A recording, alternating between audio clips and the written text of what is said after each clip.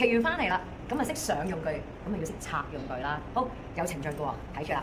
第一件事就係將我哋嗰個頭先我哋嗰個頭帶 hold 住去放，臂帶 hold 住放，放遠咯喎，呢個好緊要啦。好，咁你頭帶放晒，頸帶放晒，咁啊隨時即係可以甩得出嚟啦，唔好甩咗出嚟住喎，因為我都未除馬鞍。然後鬆扣點鬆啊？嗱，望住咯喎，鬆扣咧咪就係首先就係向上一下就鬆咗，向上一下就鬆咗。